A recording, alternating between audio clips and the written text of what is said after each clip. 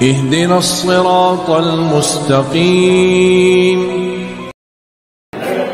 السلام عليكم ورحمة الله وبركاته.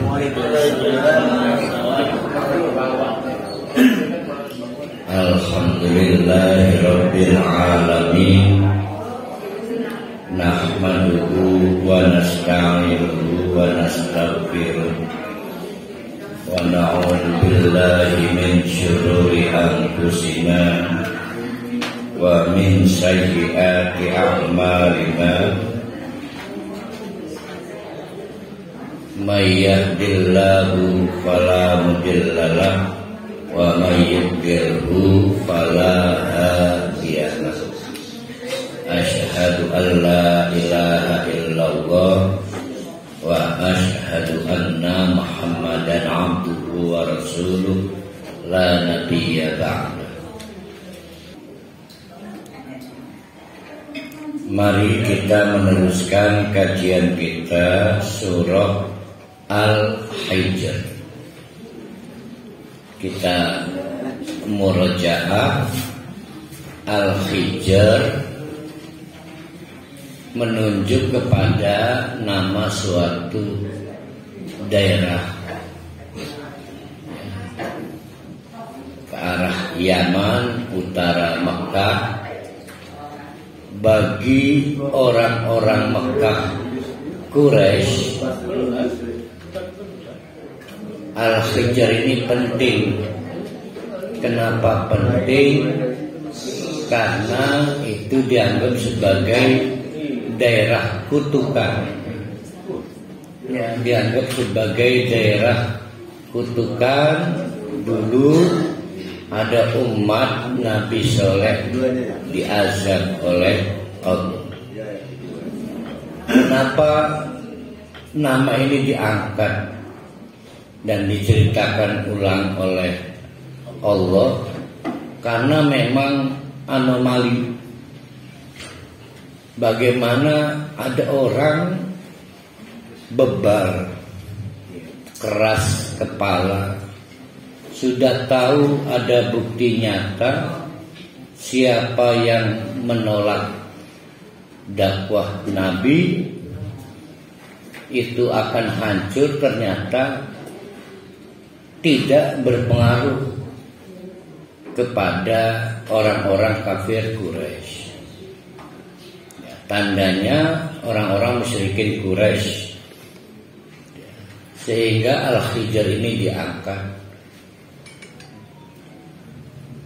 Pendirian pertama kepada Nabi Muhammad, juga kepada kita. Nah, orang-orang keras kepala begini itu jangan diladenin. Ya, zarhum, kata kunci kemarin ya, biarin aja. Jadi jangan coba-coba melakukan negosiasi. Kalau gaya dakwahnya gaya saya, pastilah lo jual gue beli. Saya pengen gue letaknya. Ternyata tidak. Kata Allah pada Nabi kita, zarhum. Masih banyak pekerjaan, butuh energi, butuh waktu yang harus digunakan dibanding ngurusi orang-orang yang keras kepala. Nah, ayat-ayat dan paragraf-paragraf selanjutnya akan berbicara tentang bagaimana orang yang keras kepala itu, atau jangan orang lah, makhluk Allah. Paling tinggi puncaknya namanya iblis. Nanti kita ketemu iblis di ayat ini, bukan nanti. Di mana iblis itu punya hak khusus laku matinya. Sehingga iblis ini mendapatkan izin khusus tidak mati-mati. Tapi setan dari kalangan jin mati. Sebagaimana manusia ada yang lahir, ada yang mati. Nah, jin pengikut iblis, berarti syaitan. Karena syaitan ini kan ada juga manusia, itu mati. Tapi iblis tidak, bahkan sampai hari kebangkitan. Jadi iblis itu satu, namanya bapak jin ya. Bapak jin, madhabnya madhab sesat. Maka menurut para ulama, misal ada orang, nah misalnya gini, kapan manusia disebut setan dan kapan jin disebut setan, yaitu pada saat manusia atau jin itu dua keadaan. Apabila ada dua keadaan maka disebut setan. Keadaan pertama durhaka kepada Allah,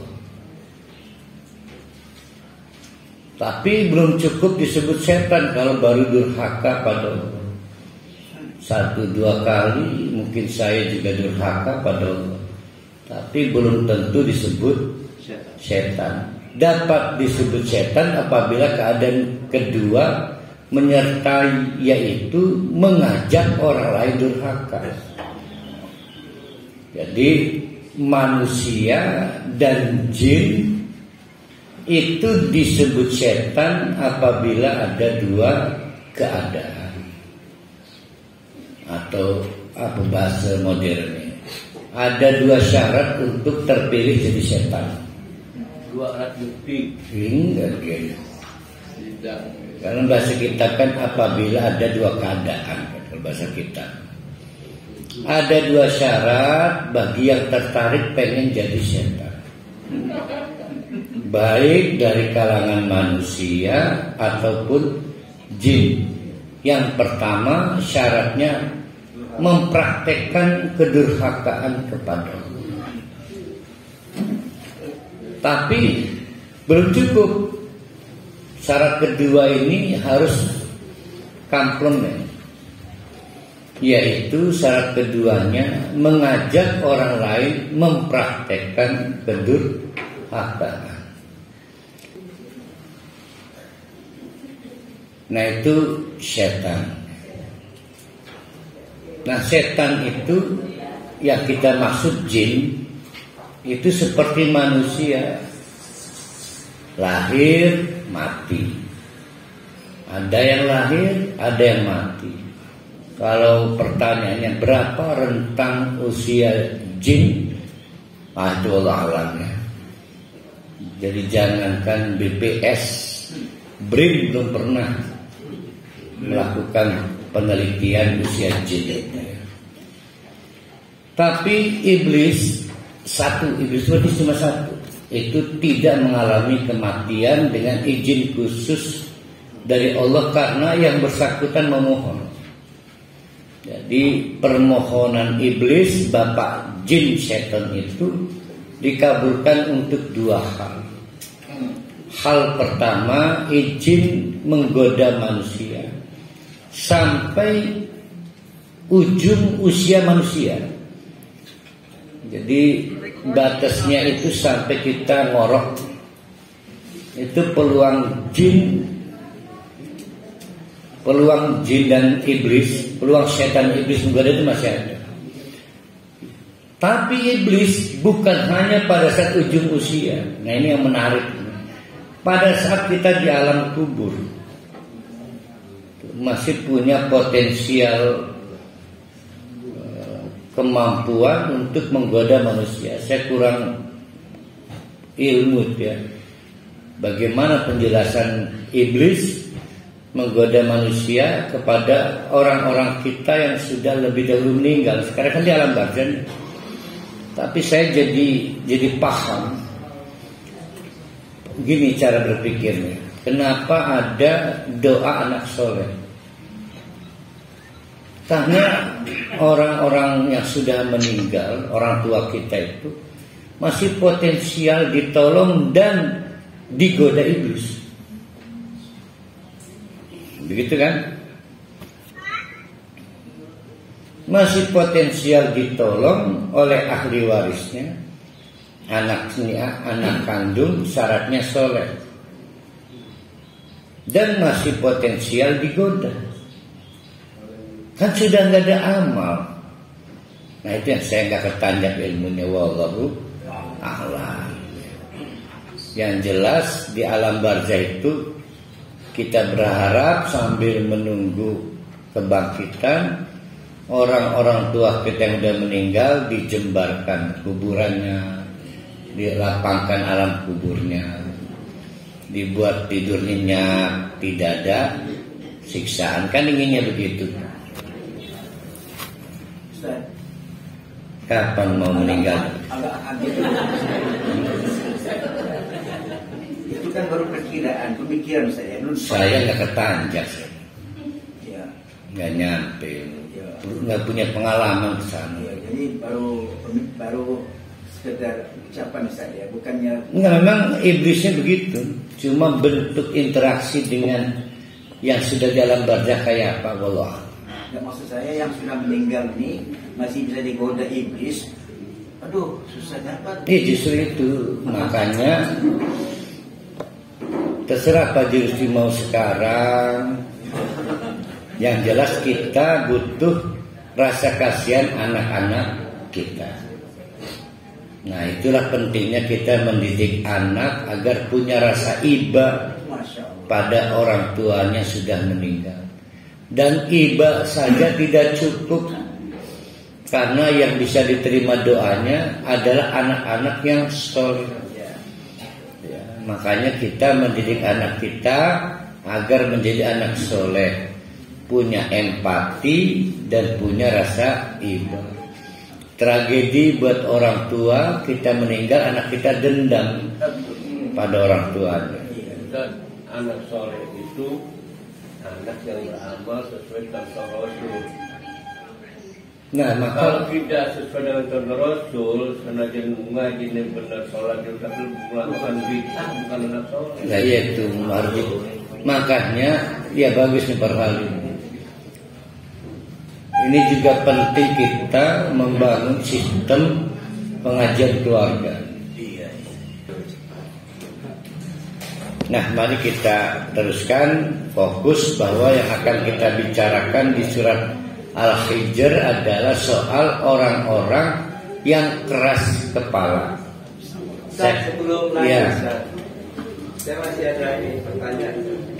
Kan kita ini wama khalaqul jinna wal insa illa liya'budun. Jin dan manusia.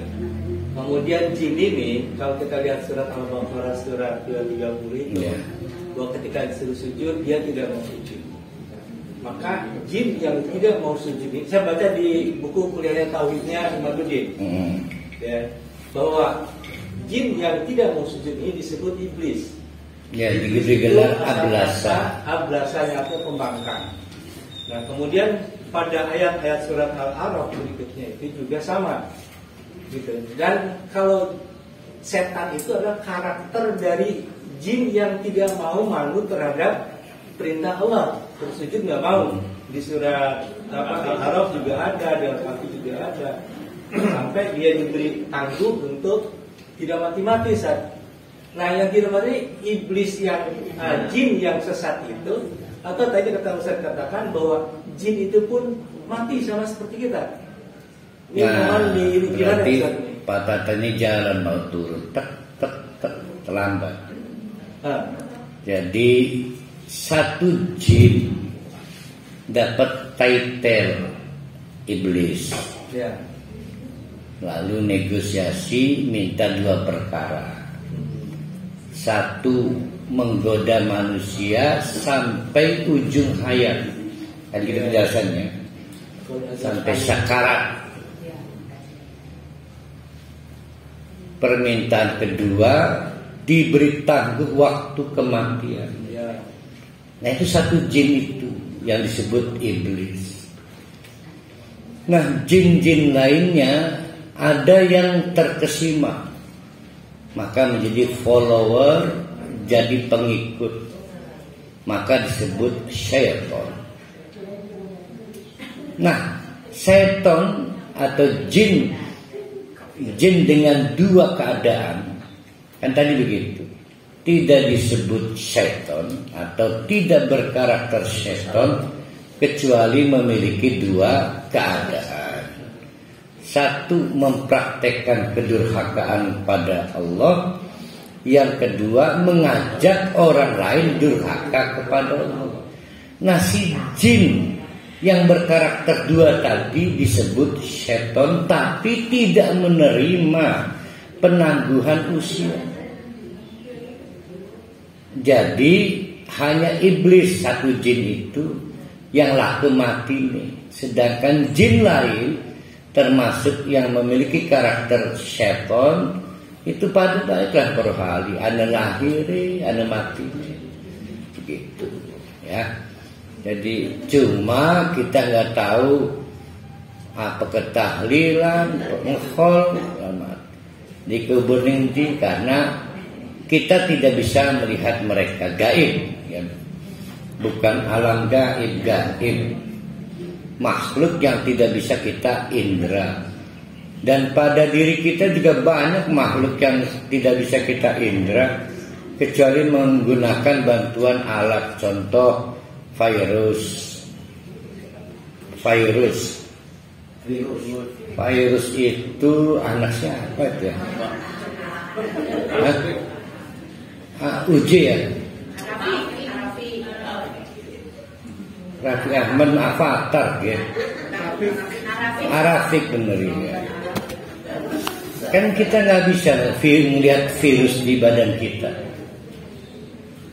Sama kan, begitu juga setan. Jadi jin patata, jin baik itu yang muslim maupun yang durhaka dan mencari korban, maka disebut setan. Daripada baik kan kita mati nih. Anak urip banyak kekiahan segala ya. Wallahu a'lam bishawab. Tapi yang iblis tadi lah kematiannya. Jadi cuma satu ya.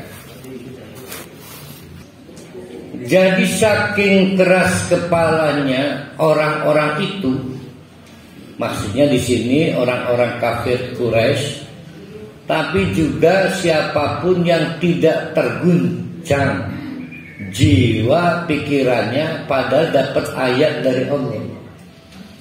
Itu maka oleh Allah dibuat kesimpulan. Ini menarik untuk menguatkan hati Nabi Muhammad, juga kita semua. Kata Allah, la yu'minuna. Tengerakan ya. Tengerakan itu apa? Tengerakan itu tandai ya. La yu'minuna bihi. Tetap mereka itu orang yang keras kepala, mungkin juga keras hati, itu tidak akan beriman kepada Allah. Padahal waqad khalat sunnatul awwalin. Sudah terjadi akibat-akibat yang dialami generasi pendahulu. Jadi tidak ngaruh. Padahal mereka tidak jauh daerahnya dari desa Al-Hijr, desa terkutuk, karena pernah tinggal umat Nabi Soleh diazab oleh Allah. Saking apa itu? Saking keras kepalanya. Nah, makhluk Allah paling top dalam hal keras kepala namanya iblis. Paling top. Nah, kalau kita bertanya seberapa keras kepalanya, itu berarti seberapa iblisnya kita. Tinggal diukur ya. Nanti kita berlomba seberapa iblisnya kita. Karena keras kepala. Contoh, dikasih stroke tetap baik bertobat. Sama. Walau fatahna pernah walau andai, tapi ini nggak akan pernah terjadi ya. Andai tapi tidak pernah terjadi. Kira-kira kita kayak begini kan ya. Ada orang yang walau andai kata fatahna alaihim baban, diberi akses bisa tembus ke langit Satu pintu saja. Karena pintu langit banyak. Satu langit aja. Kalau kita bayar jasa aeroskop, berapa itu bayarnya? Yang punya Amerika itu. Kan boleh sekarang sudah bisa kita ke atas kan. Hanya beberapa gelintir manusia di bumi bisa bayar ongkosnya. Jadi pengalaman yang luar biasa. Nah, ada orang kata Allah, andai kata diberi kemewahan, bisa terbang ke langit, menembus pintu minas sama, fadallu fihi ya'rujun, lalu bisa mi'raj. Mi'raj itu apa? Naik terus. Pasti laqalu, mereka akan berkomentar, innama sukirat. Apa sukirat itu? Ada busu irat itu. Sukirat sukaro wa antum sukaro. Janganlah kamu sholat wa antum sukaro, lagi mabok.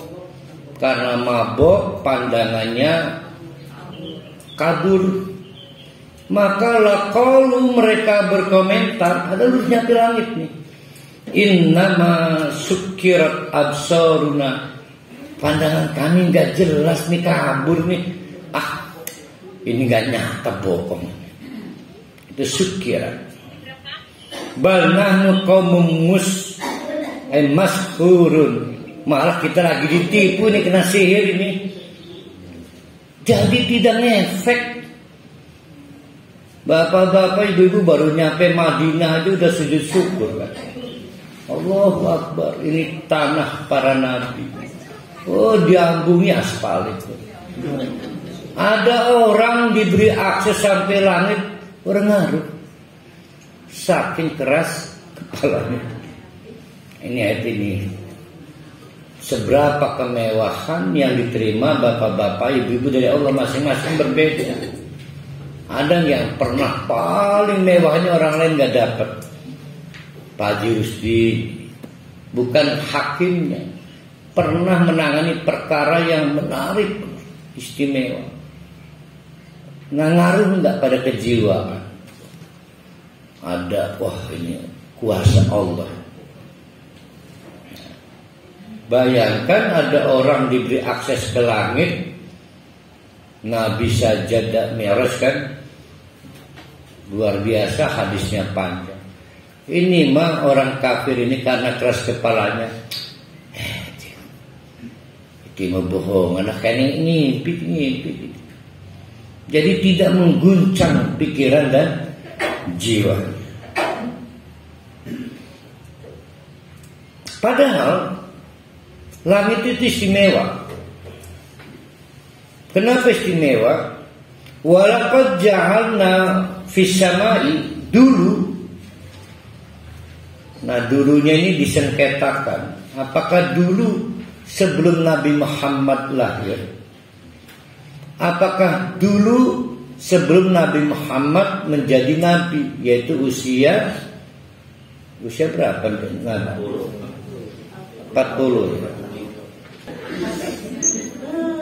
Padahal walaqad ja'alna fis samai burujan.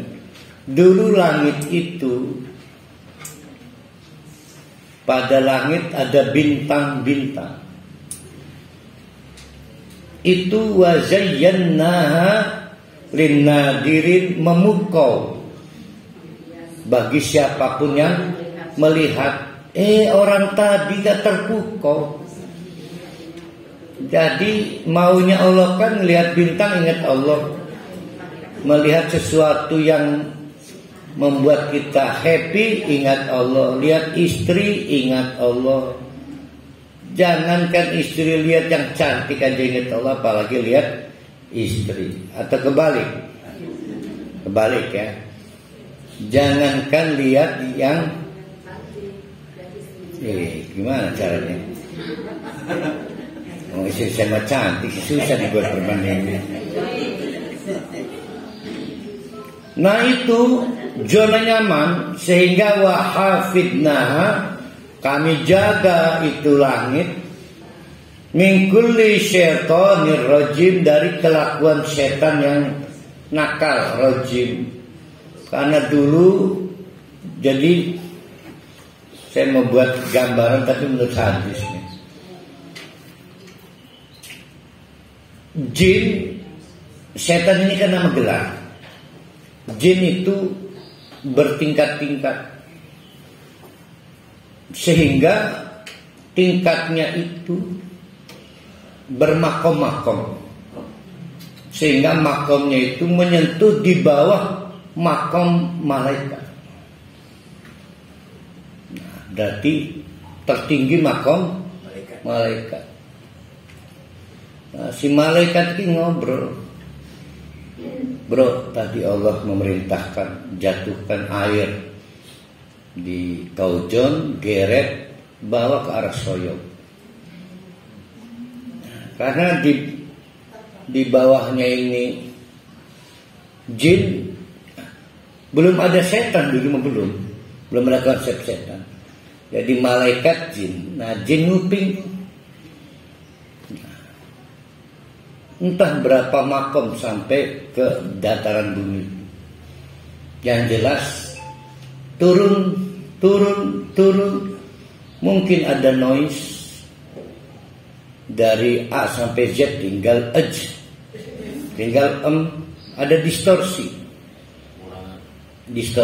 informasi sampai diterima oleh manusia. Sedistorsinya bukan bohong, kebenaran. Tapi apakah dari jin ke manusia itu yang disampaikan? Misalnya gini, saya mau makan ketan sampai bumi, saya mau makan doang, karena kena distorsi. Nah, dijual kepada dulu mah informasi jin itu valid, walaupun tingkat kevalidannya rusak oleh distorsi tadi.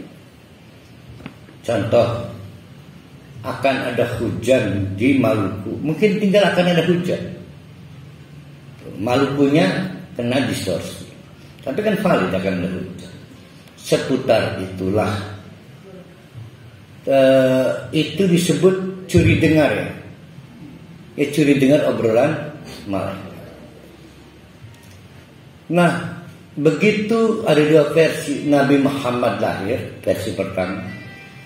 Ada juga yang mengatakan begitu Nabi Muhammad diwisuda jadi nabi, maka kegiatan-kegiatan terselubung para jin itu dihentikan, diusir.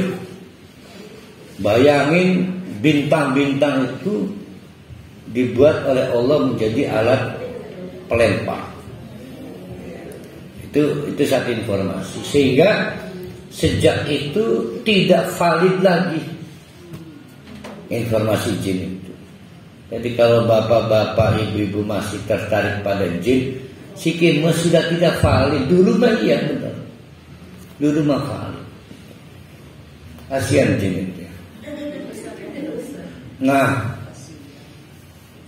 kembali berarti makomnya paling tinggi malaikat.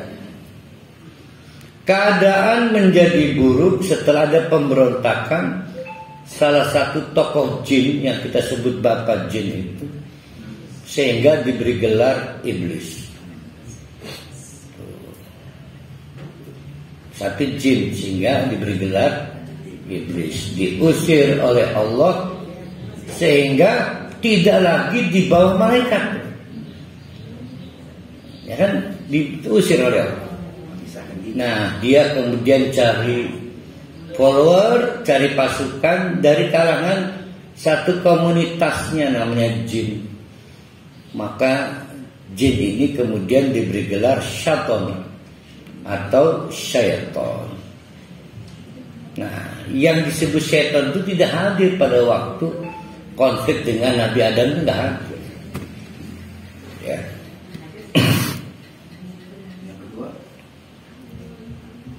Dulu langit itu sebegitu mewah. Ya. Oh, pokoknya istimewa aja. Sama dengan orang-orang KSP. Apa KSP itu? Iya Pak, apa istilah KSP itu?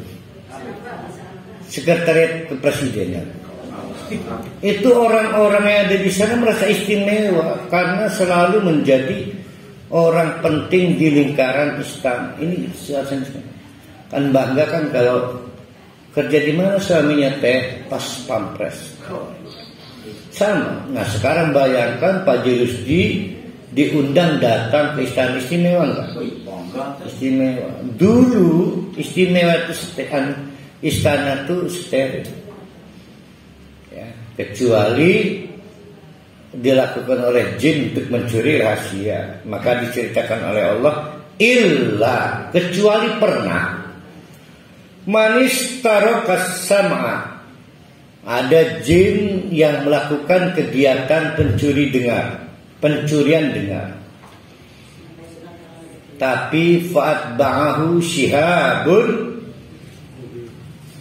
Jika berarti pas shihabiku ngerjakan amat ya. Geni kan artinya. Pas shihab ya.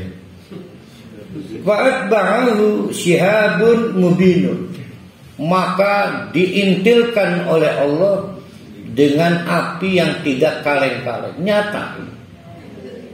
Jadi kalau syihab itu ada smoknya, ada asap. Kalau narun itu pure api, tidak ada smok. Dan iblis itu dari narun, api murni. Jadi tidak disebut nar kalau ada smoknya, tidak disebut syahab kalau tidak ada smoknya. Maka iblis merasa belagu karena api murni. Itu narunnya. Manar ke tempat neraka berarti ya. Enggak kayak manar mercusuar. Wal ard, nah udah sampai situ ya. 18.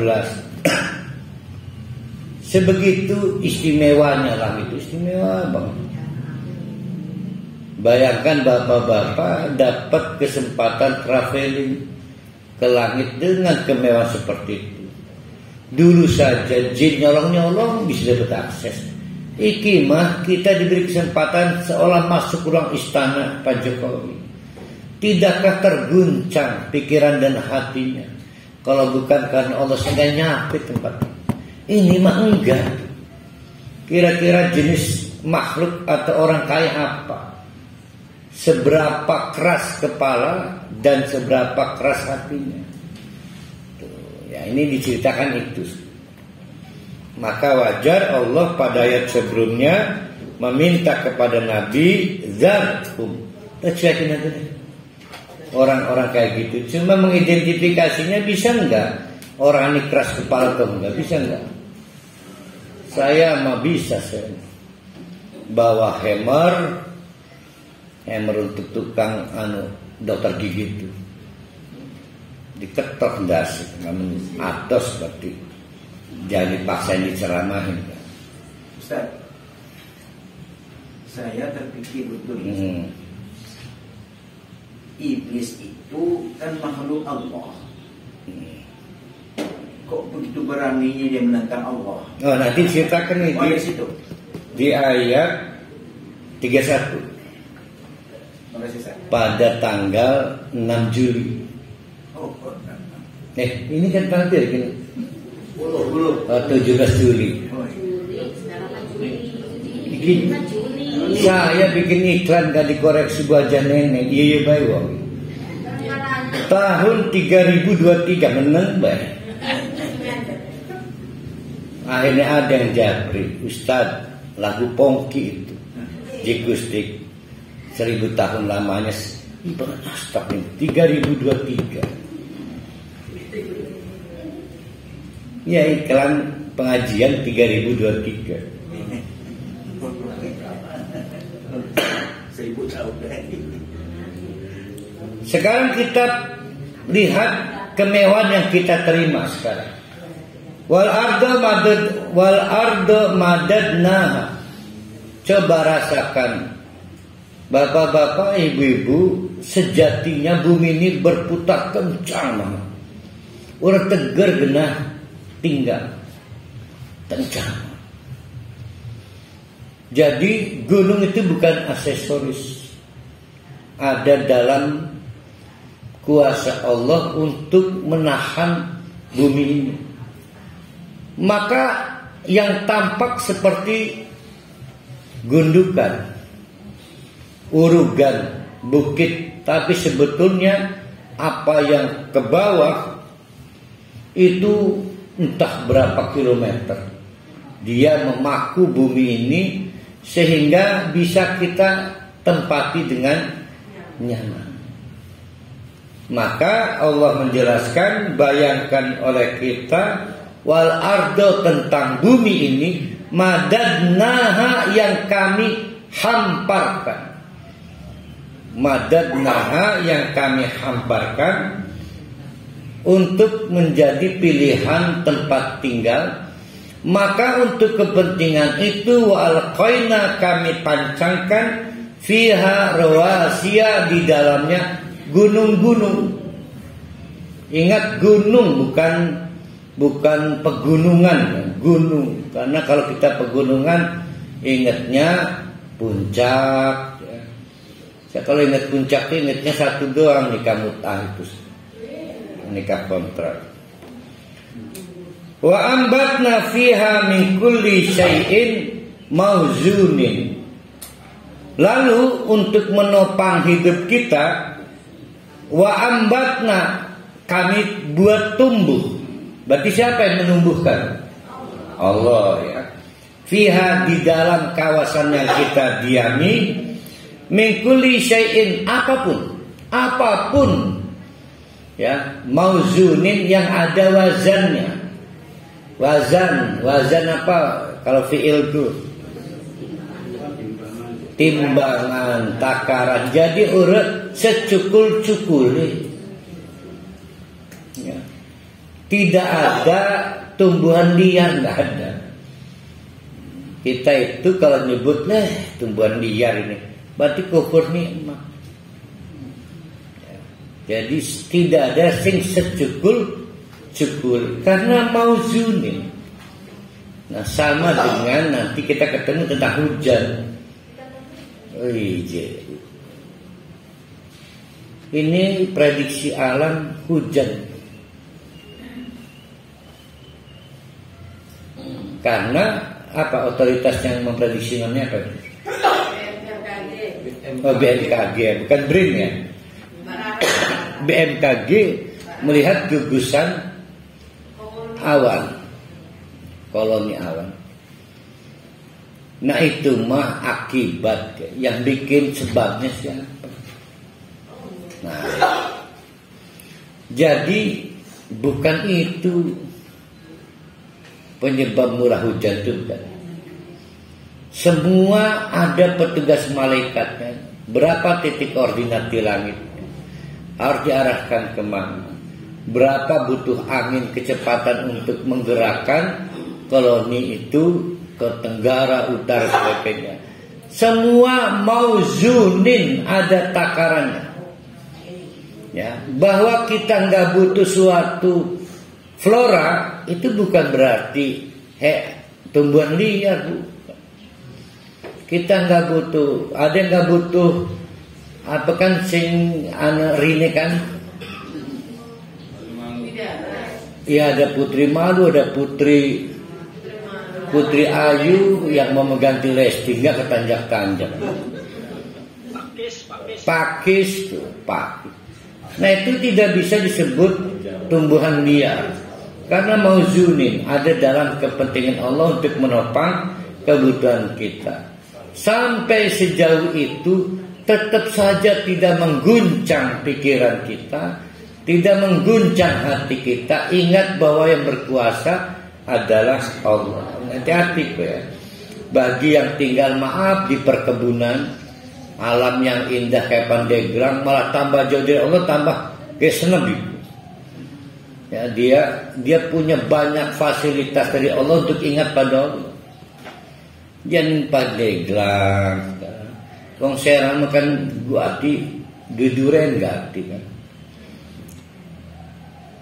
Wa ja'alna lakum fiha ma'ayisha, dan kami jadikan untuk kalian di dalam kawasan yang kita tempati ma'ayish. Kalau hidup bisa hayat kan? Hidup itu di bahasa Arab ada dua. Pertama hayatun, yang kedua aisyatun. Nah iki seurip-uripe. Primen punya. Asal urip. Asal urip.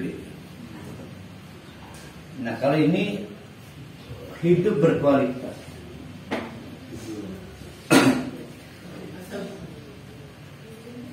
Maka kita pernah dengar omongan Aish Karimah. Ya kan? Aumut syahidan Aish. Kalau disebut ma'ayish, aspek-aspek agar hidup berkualitas. Air bersih, apalagi udara bersih, faktor-faktor produksi baik pertanian maupun industri-industri lainnya itu ma'ayish, termasuk transportasi, distribusi air dengan ketersediaan sungai, ada baku air karena di daerah itu ada situ, ada embung. Boy, itu udah ma'ayish banget. Karena kita nggak perlu bikin kolam besar, Allah sediakan situ. Air itu kan harus ada yang mengalir, harus ada yang terbenam, harus ada yang tergenang. Kan itu 3 hukum air dari Allah. Jangan menghambat kegiatan air mengalir, sungai tidak boleh dangkal, karena sungai itu Allah yang menciptakan. Air juga harus terbenam, maka aja ngebangun beton atau mencabuti pohon karena air gak tersedot. Tapi air juga harus tergenang, maka dibuatlah situ. Situ berarti buatan Allah. Kalau buatan manusia namanya embung. Dan di embung buatan manusia, situ buatan Allah. Kita punya situ berapa banyak coba? Yang paling dikenal situ Cipondo. Terus situ yang di Cikadri Permai apa namanya? Trate ya? Ada situ Pang. Cuma nama gelar ya Kak Jise. Oh, Simatupang.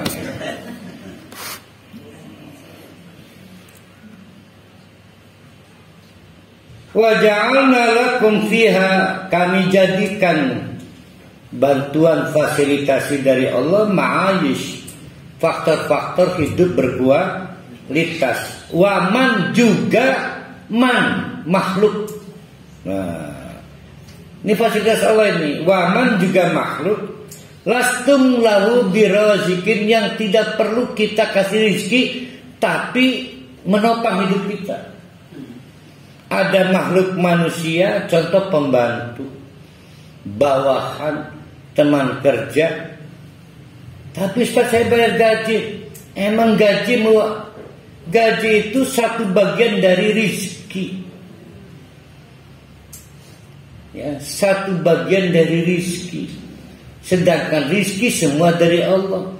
Yang ngasih rizki pembantu siapa? Allah. Kita cuma bayar satu bagian dari rizki itu, namanya gaji. Begitu juga di luar manusia, mereka menopang kehidupan kita sebagai pembantu, sebagai bawahan, teman kerja, atau GS, general support. Ada juga hewan-hewan, ya, ada usaha kejaran ya. Pokoknya apapun binatang yang memang untuk menopang kehidupan kita. Dulu mah untuk transportasi segala, ya. Wa malastum lahu biro zikir. Nah, di sini Islam menolak perbudakan, ya, apalagi menolak harga murah itu, ya, karena kita nganggap itu diberikan oleh Allah.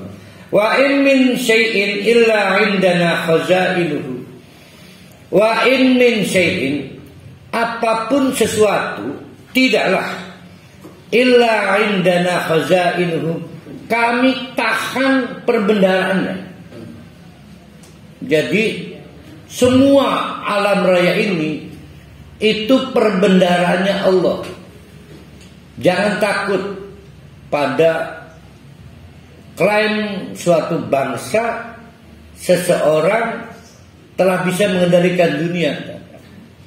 Kebayang tidak kalau Allah tidak mengendalikan perbendaharaan alam raya ini. Waktu Rusia bisa ngacak-ngacak bumi, Amerika nggak mau kalah, China nggak mau kalah. Jangan takut, itu cuma sedikit aja dari kemampuan yang mereka miliki, karena porosnya tetap di tangan Allah.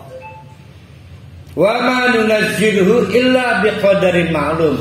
Terus cadangan baku ozain, perbendaharaan itu diturunkan oleh Allah menurut kadar yang maklum, ditentukan. Maka tidak boleh kita menyebut, waduh, hujan dengan curah tinggi tidak terbendung ini.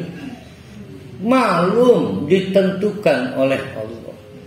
Dan Allah tidak maha membuat dolim kepada makhluknya. Ada juga manusia yang salah tempat atau dolim. Dengan curah hujan semacam itu, ternyata si sungai kehilangan arus, kehilangan space, kehilangan ruang sungainya. Waktu air meluap, sementara daratan sudah sulit untuk menjadi bidang-bidang resapan air. Si air juga kesulitan cari embung, cari situ. Waktu jadilah banjir. Maka kita berdoa pada Allah, ya Allah, hentikan hujan.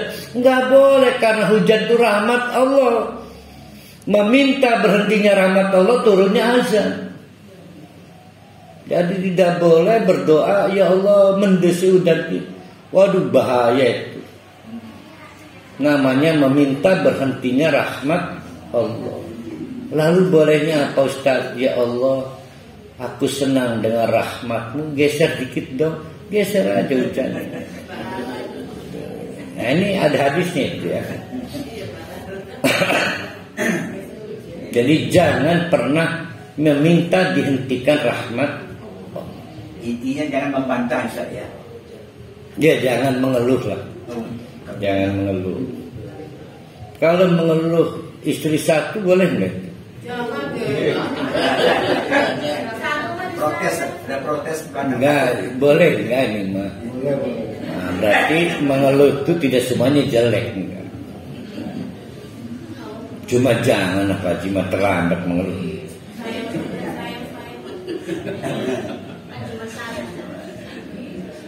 Wa arsalna, dan kami turunkan dari langit ar-riyaha. Ar-riyaha itu apa riyah? Riyah kok langit. Angin. Ini plural ya? Iya.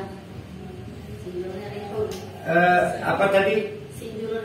Singularnya riyahun. Berarti ini satu angin. Di Quran kalau pakai singular berarti azab.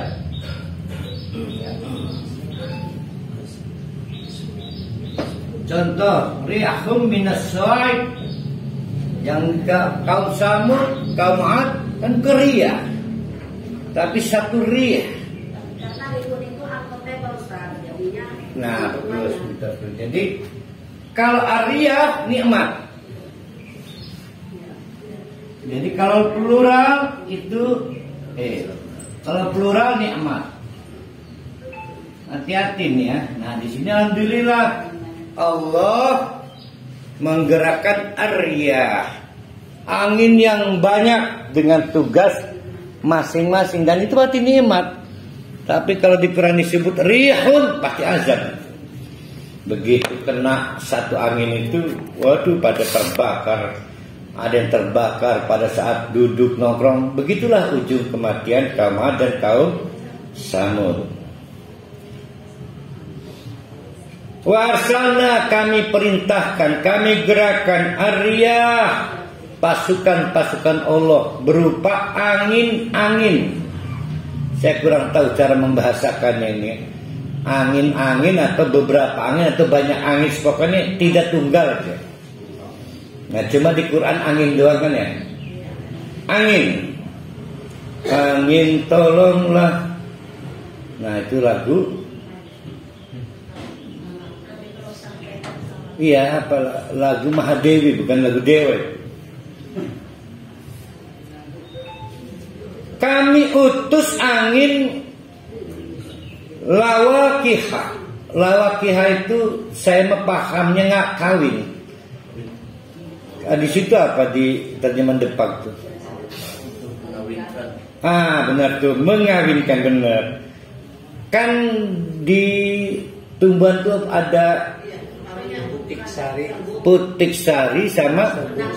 Nah, kan bukan kita yang mindah-mindahin kan? Itu ada anginnya tuh. Ada petugasnya. Kebayang urutku. Allah ngurusikun. Itu namanya lawakih. Jadi kegiatan persilangan, mengawinkan. Maksudnya lawakih itu ngawinkan itu kok. Kalau di biologi nyebutnya apa itu? Penyerbukan. Iya, tak penyerbukan mundur lemak tak.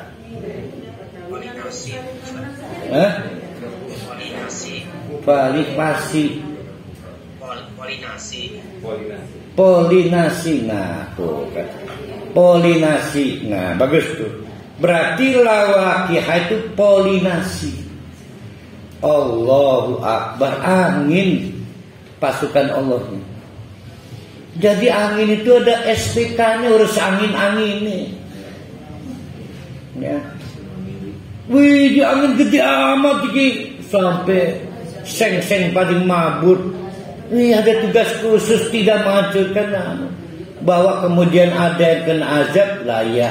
Ingatlah pada Allah. Fa anzalna minas sama'i ma'an. Maka dari langit, bukan dari kawasan langit ya. Dari atas itulah air diturunkan. Ya, melalui koloni hujan itu di atas itu. Apa tujuannya? Tujuannya adalah fa'asqaina kumuh, agar kalian bisa punya air minum. Wa ma antum lahu bikhazinin, dan kamu nggak perlu repot-repot menampung deposit, nyantai aja. Sudah tugas Allah untuk kita itu membuka hati, buka pikiran. Sampai di situ orang kafir Quraisy kebuka nggak pikirannya? Tetap nggak kebuka. Ditambah lagi oleh Allah, wa inna lanahnu nuhyi. Orang-orang Mekah Quraisy, kami yang bikin sebab seseorang itu atau sesuatu hidup, dan kami yang mematikan. Ada hidup, ada mati. Bunuh diri itu mematikan diri ya. Berarti dia menyesuaikan dengan hukum Allah. Jadi qadar Allahnya putus urat ini itu mati, jantung dirusak mati. Nah iki keadaan tertahan oksigennya mati. Maka orang gantung diri sesuai dengan ketentuan Allah, lamun mekene mati. Nah pertanyaannya, sesuai di lauh mahfuz bahwa si fulan tanggal iki mati. Nah, tidak ada yang tidak atas izin Allah. Berarti sesuai. Cuma ada pilihan ke para hali. Kudu ini mau gantung diri apa gantung diri. Ada pilihan.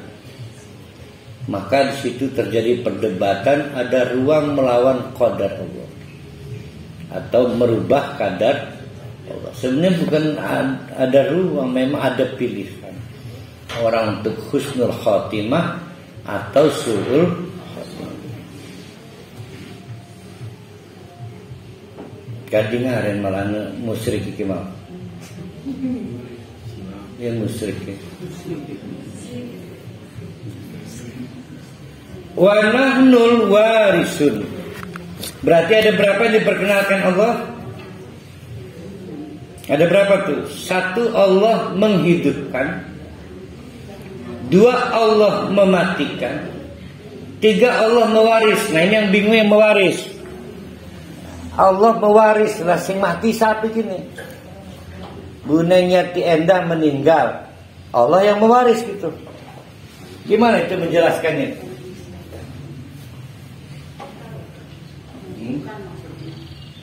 Allah itu yuhyi, Allah yumit, Allah yuwarisu.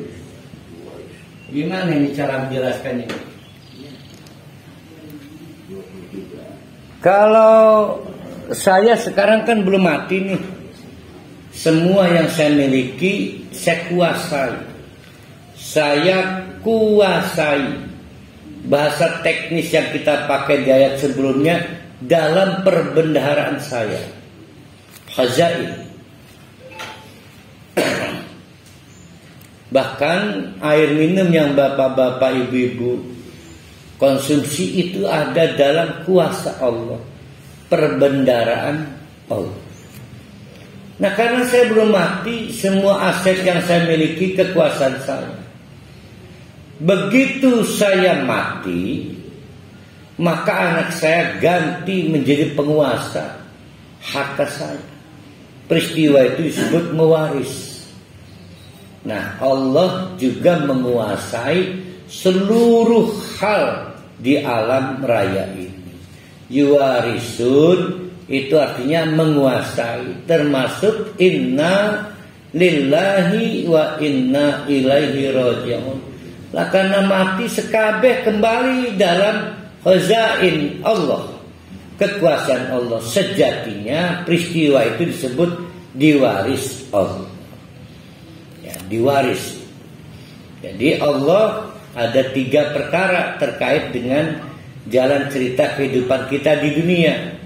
Pertama, Allah menghidupkan kita, maka kita diberi kesempatan untuk mengeksploitasi dunia ini untuk sukses sampai kita mati. Hasil karya eksploitasi dan eksplorasi di dunia itu ujung-ujungnya dikuasai oleh Allah sebagai khazain, penguasa tunggal. Nah peristiwanya disebut yuwarisu. Lalu oleh Allah didistribusi kepada ahli waris dengan istilah yang sama, disebutnya mewaris berdasarkan angka-angka baku yang matematikanya dari Allah, disebut fardun. Ada fardun A, fardun B, fardun C. Karena banyak fardun, sekurang-kurangnya 6 angka, maka disebut faraid. Jadi faraid itu membagi angka-angka milik Allah.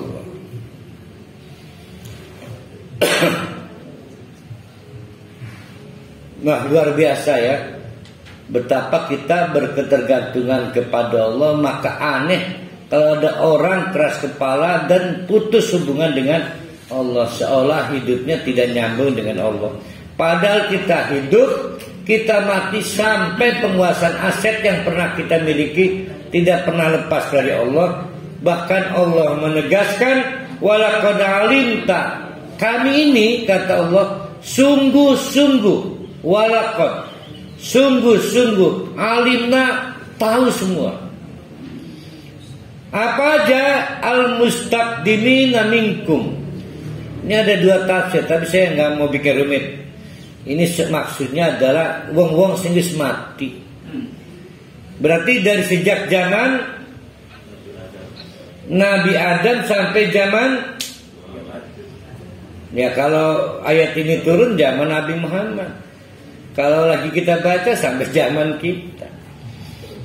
Sapa bae arane umure pire matine, jumlah jerijinya, panjang jasad, semua, bahkan jumlah bulu mata, alis, semua Allah tahu.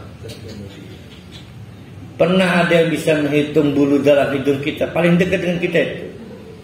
Pernah? Never. Allah tahu itu jumlah bulu hidung pajirus kita. Yang warnanya merah, agak kemerahan, tahu. Saya hafal merah di bibir perempuan, saya hafal itu. Istri saya mah kurang merah bibirnya. Biar gue gincu sih.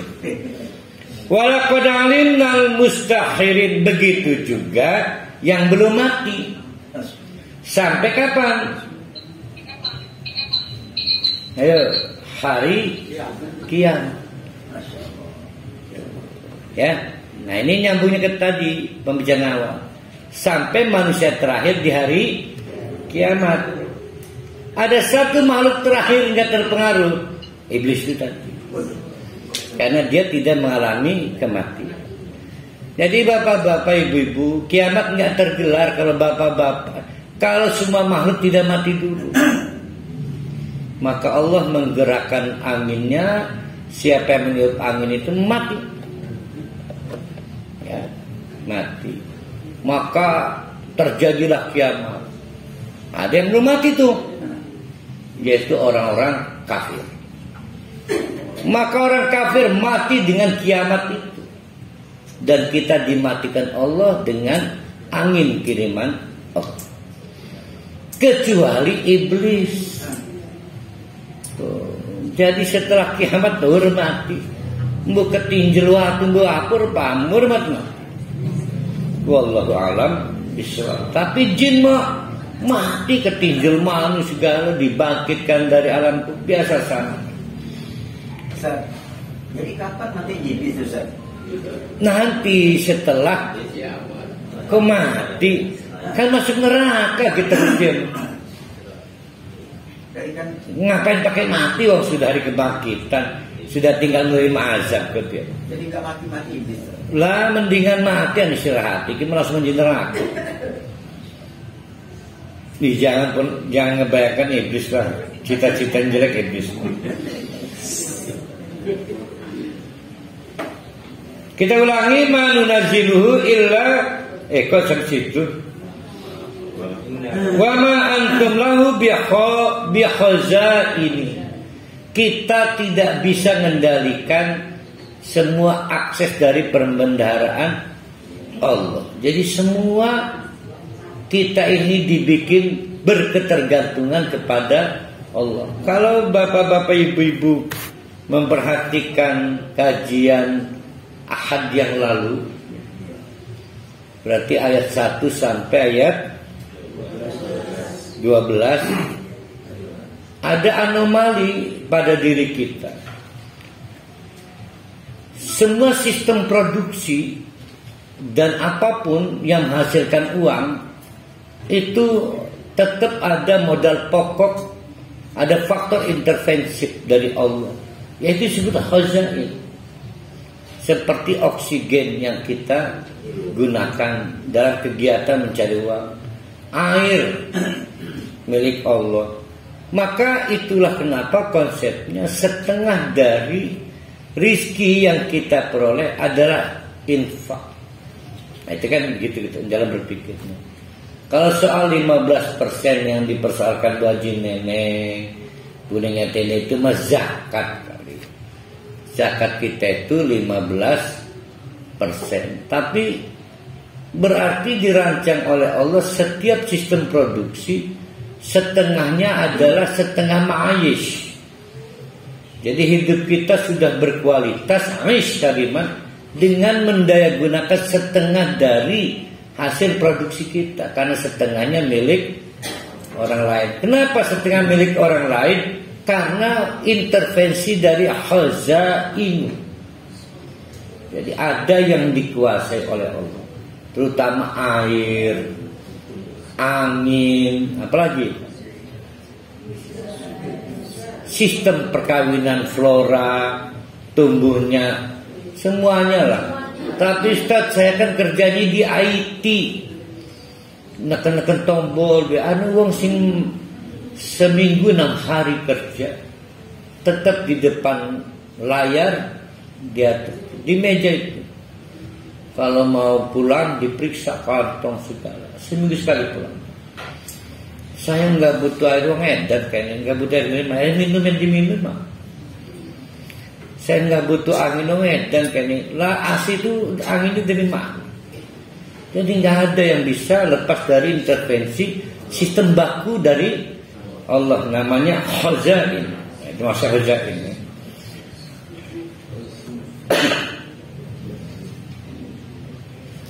Walaqad alimna tahirin wa inna rabbaka huwa yahsyuruhum.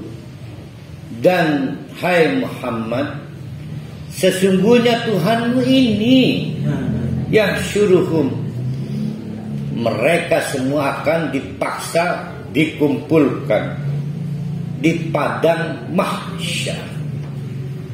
Sampaikan kepada orang-orang belagu itu, keras kepala, keras hatinya, hebat sing diinjetah, pada akhirnya akan ada mahsyar. Kita sudah sering bahas kalau jamaah yajma'u, kumpul sukacita. Nah, maka bapak-bapak, ibu-ibu dengan sukacita tanpa dipaksa datang berkumpul di sini, maka disebut jamaah. Ya, tapi yang ditangkap KPK kan Pak ambil paksa. Ada yang diseret di suatu tempat oleh Allah karena dia udah mulai tahu nggak mau lah saya ke neraka. Dipaksa, ada yang dirantai, ditelungkupkan, ada yang dilemparkan, maka bukan jamaah, namanya hasyara. Hasyara itu berkumpul paksa. Nama tempat dikumpulkan paksa itu disebut mahsyar. Nah, kita disebutnya majma' nih sini nih. Kalau tempat kumpul paksa mahsyar, zat yang berkuasa mengumpul paksa namanya Allah. Tapi Allahu hakimun alim. Hakim, siapa yang dipaksa dan siapa yang tidak dipaksa ada ilmunya. Maka Allah itu wise. Kenapa wise? Karena tindakannya sesuai dengan ilmunya. Hakim tidak disebut hakim kecuali tindakannya ada basis saintifiknya, ada basis keilmuannya. Orang yang tindakannya ada basis argumentasinya, keilmuannya, pasti tindakannya bijak, maka sering hakim disebut bijak. Nah, Allah itu hakim, tidak pernah salah siapa yang dilempar pada masyarakat, ada yang dipayungi, diiringi, ditahiyatul, selamat ya. Di tengah-tengah itu matahari sejengkalan. Nah, orang-orang yang dapat welcome drink ini orang-orang yang tidak salah pilih, karena Allah itu hakim. Plus nggak usah sok-sok merekomendasikan ke Allah, karena Allah itu alim. Ya, kenapa kita itu kemudian bikin surat dulu zaman Pak Harto kata belicin? Kita menganggap orang yang sedang punya legasi, orang yang sedang punya otoritas mungkin nggak tahu si fulan, anaknya si fulan. Maka dibuat kata bridging. Nggak usah gitulah. Allah itu alim, maha tahu. Nggak usah ngirim-ngirim WA. Allah ampura itu anaknya tokoh pendiri Serang dulu itu jangan digeret. Allah maha tahu, jangan khawatir ya.